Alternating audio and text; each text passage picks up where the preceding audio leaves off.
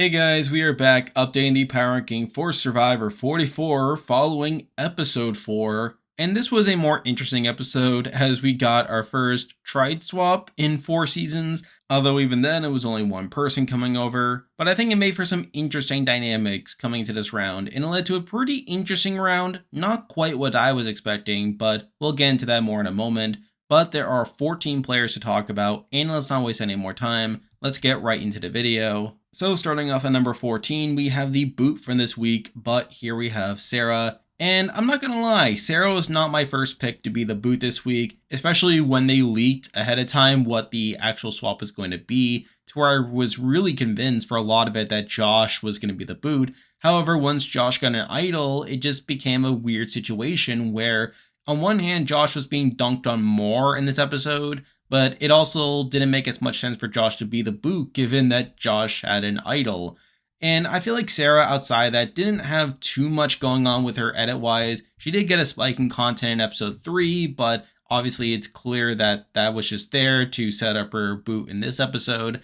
I never felt like Sarah was going to win the game per se, and I do feel bad for her to a degree. She was a pretty big super fan, and she didn't do too much wrong within the game outside of just not being well positioned for a lot of it. And now this is the second season in a row where the first 4 vote outs are all women, which is a interesting trend, although also pretty concerning at the same time.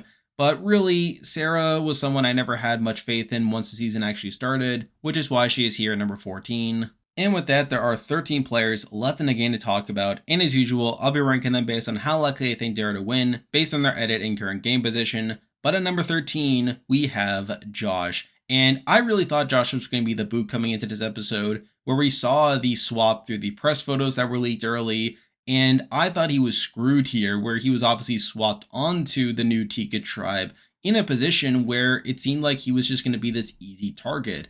However, he got an idol, which made it not make as much sense from a game standpoint. Now, yes, we did get that talk before Tribal that he could have played the idol on Carolyn and potentially idled himself out of the game, although it just didn't make that much sense for him to do that from a game perspective. However, outside of that, he just got dunked on this episode, where early on he talked about how he was in this great position on Soka, only to be immediately undermined by Heidi, and just what we saw from the last episode. Not great there. And going forward, I just feel like he doesn't really fit into his new tribe per se. Now, you do have to give him credit for building this connection with Carolyn to where he was able to get her to flip for that round. But even then, I wouldn't say he's in that great of a spot moving forward where if Tika goes back to tribal, I could just very easily see him being the vote again with Carolyn flipping back. And even outside of that, I feel like the edit is just not there. I feel like he was actively dunked on this episode.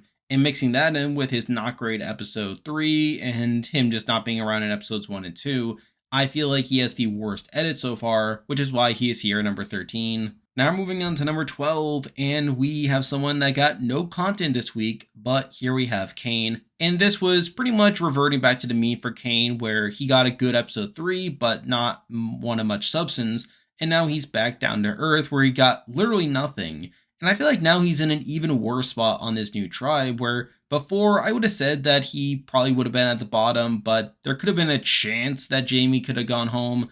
But I feel like now that Carson is here, and now that we're seeing on the show that Carson is making these inroads, I feel like Kane is pretty much screwed if Ratu goes back to tribal. But even outside of that, the fact that he got no content this week, and really his edit through these first couple of episodes have really been lackluster. I wouldn't be surprised if he were one of the next few boots, or possibly even the next boot if his tribe goes to tribal. So because of that, I can't really have him any higher here, and I feel like in the future he doesn't have much prospects. So because of that, he is here at number 12. Now moving on to number 11, and we have someone who I've had at the bottom of my ranking for the last few weeks. However, I feel like they did creep up just a bit, but here we have Lynn. And again, I think Jamie's dead. No way that she wins. However, this was technically an alright episode for her where she does get swapped into the new tribe. And it did seem like she was at the bottom at first where people were just inclined to stay Soka strong. However, they don't quite find her idol, which is a big reason why I think she is going to be set for the merge, where realistically there's probably only going to be one more round before the merge. And if they go to tribal, it just makes all the sense in the world for Jamie to play her idol, to where I think she'll probably make the merge. Now, at the end of the day, she's not winning. I feel like she could be an early merge boot, depending on how these next few rounds shake out. But I feel like compared to the people we already talked about, she hasn't been as dunked as much in the edit as of late, which was enough to make her a couple spots higher. But at the end of the day, she's not winning. So because of that, she is here at number 11. Now moving on to number 10, and we have the other player that got pretty much no confessionals in this episode, but here we have Lauren. And her only content here comes during the challenge where she has a bit of a fail where she jumps during the challenge, fails to get the key. It's a big slow-mo moment for whatever reason. And then she doesn't go back to get the key for whatever reason, which causes Brandon to have to go back. Aside from that, there's pretty much nothing, which I feel like is in line with her edit where she's just getting all this baseline content. And I feel like the edit is never going out of its way to highlight Lauren, which for me is such a big problem. But the main reason I don't have her lower is because I feel like she hasn't had as many actively bad moments in her edit. And plus, I feel like she's in an okay position to where I feel like she'll probably be in it for a decent amount of time, assuming things don't go horribly wrong. But I feel like I just have no faith in her to actually win the game based on her edit, which is why she is here at number 10. Now moving on to number 9, and we have someone who I haven't really changed my view on, but here we have Franny. And this was another episode that just didn't move the needle for her. Yeah, she gets a confessional talking about Jamie coming over to their tribe and that she could have an idol, but she seems like an easy boot, but things could be hard. It's really baseline, and at this point, I'm pretty much out on Franny. Now, mind you, I was kind of already out on her, especially after that Claire vote, but I feel like this was just more of not good stuff. And at this point, I wouldn't be surprised if she were an early merge boot, especially given that despite her not getting too much to prop her up, she is getting a consistent edit to where I feel like she could end up just being this early merge boot or someone that's gets taken out relatively soon and propels Matt's storyline in the future. I think at this point, it's very clear that Matt is the more important character between them and Franny. I feel like Matt is someone that is just poised to make a much deeper run in the game compared to Franny, which is why I have her here at number 9. Now moving on to number 8, and we have another player that I have largely remained the same on, but here we have Danny. And Danny is proving to be a fun character, definitely a fun villain, and I liked his confessional about how despite him feeling bad about going through someone's bag, ethics don't apply on Survivor and that he plays by his own rules. However, I can't say that this is a good episode for Danny either, where he seemed pretty convinced that Jamie did not have an idol, and he didn't seem to actually find it despite him focusing so much on him simply searching through her bag. But obviously we do know that Jamie has an idol, which is a contradiction there. And I feel like Danny in general is being set up more as a big character that will eventually be taken out. Probably not too long after the merge, if I had to guess. But realistically, I don't see him winning the game. I feel like he's more so there to be a fun character, which is why he is here at number 8. Now moving on to number 7, and this person did go down from last week, but here we have Brandon. And I was a bit disappointed by this episode where I feel like Brandon didn't really get much in this episode. He just got pretty baseline content about him wondering if Carson will be there forever and whether he'll share the truth. But really, there just isn't much there. And even outside that, Matthew does kind of throw him under the bus by revealing to Carson that he was the one to open the cage, but doesn't actually say that he's a big threat, just reveals that information.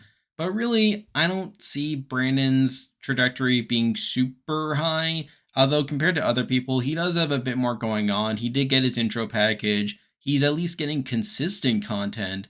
However, I feel like this was a pretty big letdown compared to last week, which is why I did slide him down to number 7. Now moving on to number 6, and we have someone I view pretty similarly, but here we have Heidi. And I think Heidi and Brandon are, again, very similar, where I feel like Heidi hasn't gotten the most content. She's been a bit more subdued. However, I feel like she's still been getting some consistent content, where she got some in this episode talking about how Josh is wrong for thinking he was in this great position on Soka, and that Josh would have been the next boot, which is a bit of a contradiction considering that obviously Josh is not the next boot and he's not even on Soka. However, I feel like that could also just be foreshadowing for like the future merge potentially. but I feel like Heidi still got enough in this episode to keep her in contention to a degree. And plus, I feel like that confessional was a bit better and offered more substance than someone like a Brandon. However, I still feel like she is definitely missing some things in her edit, which is why she is here at number 6. Now moving on to number 5, and we have a player that I continue to be conflicted on, at least when it comes to their placement on this ranking, but here we have Carson. And realistically, I think Carson is dead at this point. I don't see him actually winning the game. I feel like he's been getting way too much screen time. He's clearly being set up to be this big character that will be eventually be taken out as his major obstacle. And really, I could even see him going out in the early merge, given just how much screen time he's been getting. But despite this, I always find it hard to drop him too much in the ranking from week to week, simply because there aren't too many players that I would feel comfortable putting above Carson. And considering that Carson has gotten this consistent edit and that there's some stuff I can at least talk about with him, I feel a little weird putting him too low on the list, even though realistically I just don't think he's winning at this point. But in terms of this episode, he obviously gets swapped. He gets to talk about the journey being the pinnacle of his experience, given he hasn't gotten an idol yet, which obviously leads to him getting an idol. And then obviously, once he gets to Ratu, he builds up on with Matthew, who decides to rope him into his alliance, basically. Now, granted, I think this was more so positive content for Matthew than it is for Carson, but still, it's something at least, and is in line with Carson being this relatively big player.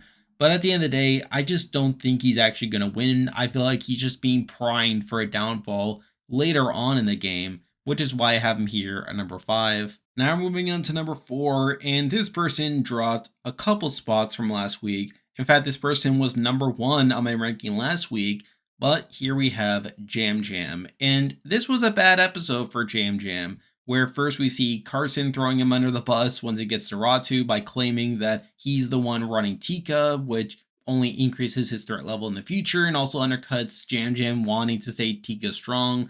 Even beyond that, you have his whole thing with Carolyn, where despite seeming in the first couple of episodes that he had this good relationship with her, we see now that Carolyn feels like she isn't being valued by him, to the point where she flips over to Josh in order to obviously flip the vote against Sarah, and in doing so puts Jam Jam in a bad spot coming into another tribal, where at this point it's like Jam Jam and Josh are more likely going to go after each other, where Carolyn is now the swing vote. Now, I said earlier that I think Carolyn will ultimately make up with Jam Jam, but still, this was a pretty bad look for Jam Jam, especially since it's supposed to be that we're siding with Carolyn given the way that all this is being presented. So all in all, this is actually a very bad episode for Jam Jam, and a big reason why he did slide down from the number 1 spot. However, I don't think it's a death sentence. I don't think Jam Jam is completely dead. I feel like he could very well have a bounce back episode where he smooths things over with Carolyn, and through that they could get back to working together. I don't think it's necessarily the end of Jam Jam's winning chances, although it was a pretty big knock against it if I'm being honest, which is why I do have him here at number 4. Now moving on to number 3, and this person did move up a couple spots, where despite me going slightly up on this person, I feel like it's more so the result of other people going down. But here we have Matt from San Francisco, and this was an alright episode for Matt, where he is saying that he's not convinced that Jamie doesn't have an idol, which is contrasted by Danny, who is pretty convinced that she doesn't, which obviously we know that Matt is correct in this situation. And I think that was enough to rebound from his okay episode 3, even though episode 3 wasn't that bad for him. It was more so just him just continuing to fail over and over again. However, I feel like Matt does have some things there, like the potential for a future storyline, and plus, I do have a little more faith now that he could potentially overcome all of his failures by the end of the season. I could see him losing Franny down the road that could cause him to realize that he could turn up the game. I feel like he could be the one to catch on to Jamie having an idol and in turn making something that could result in her being taken out. And I think he could also be the one to be responsible for Danny being taken out down the road. I think there are ways for Matt to culminate this whole thing of him failing over and over again into something where he's now being an underdog that succeeds. So, despite me thinking that he is someone that has a lot of potential to be a losing finalist, I feel like he also has one of the most consistent storylines out of anyone on the cast. And plus, with other people going down and just me being a bit underwhelmed by those other people, I think Matt has a lot of pros going for him in his edit right now, which is a big reason why I did jump him back up into top contention. But really, I feel like the top two people have more things going on, which is why he is here at number 3. Now moving on to number 2, and this is someone I'm a little conflicted on based on the stuff we've been getting as of late, but I feel like compared to the rest of the field, they just kind of fit here.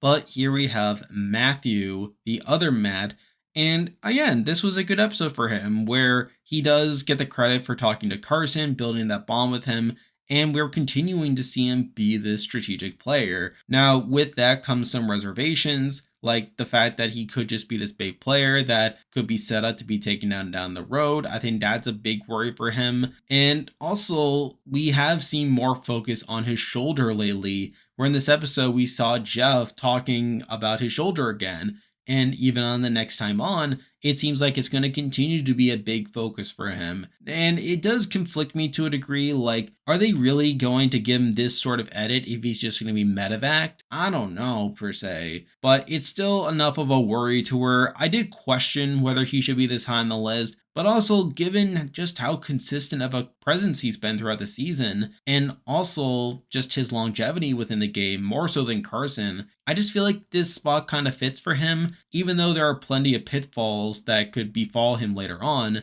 But it's for those reasons that I have him here at number 2. And now, at number 1, the person I believe is the most likely to win Survivor 44 right now is Carolyn. And I think after this episode, she's a pretty clear frontrunner, where, again, she got a pretty good episode during the whole confrontation between her and Jam Jam. I feel like we were very clearly supposed to be siding with Carolyn here, and she gets a chance to explain her move. She explains why she gravitates towards Josh in this vote, and plus, I think it's a good move for her. I know there are people online that are saying that this was not a good move for her, that this just demonstrated her as being an emotional player. But really, I think this sets her up to be in the middle coming to another tribal where by voting with Josh, she's building trust with Josh to where he would feel comfortable working with her on the next vote. But I also feel like Jam Jam is unlikely to target her this next tribal and would instead go for Josh first. So I feel like that sets up Carolyn pretty well. And plus, she still has her idol, which I think she could very well utilize as well to make herself the swing vote coming into the next tribal. So really, despite some disagreement, I actually think this is a good move for Carolyn's game. And plus the fact that she gets to explain it on the show, or at least her reasoning for wanting to flip, even if she doesn't explain the whole rationale for the future, is a good look for her. And I think will be propped up for her later on in the game. So I think that's pretty good. She also gets the credit for planting the fake idol that Sarah ends up finding. I feel like that was a pretty good moment for her there as well, and also pretty necessary for the most part. So on the whole, I feel like Carolyn came out of this episode looking the best out of any player left in the game. Now, yes, she did get a lot of screen time here, however, I feel like that was largely necessary given her involvement within the episode. And plus, as I mentioned before, this is also Carolyn, so she's always going to get this style of content, however, mixing that in with the strategic content, and plus us feeling like we're supposed to be siding with her, are all pretty big pros for her edit, all things considered, which is a big reason I have her here at number 1. And there we go, that will do it for this week's video. If you like this content, be sure to like and subscribe, it really helps out with the channel. Now I'll be back again next week to update the power rankings again, so stay tuned for that. I am finishing up my coverage of Australian Survivor, which includes a player ranking and a review, so stay tuned for that. I'm currently covering Big Brother Canada 11 as well, so expect weekly coverage of that. And if you haven't already, be sure to join my Discord server, which you can join by clicking the link in the description. There's a lot of stuff coming your way. But for now, that is the video. See ya.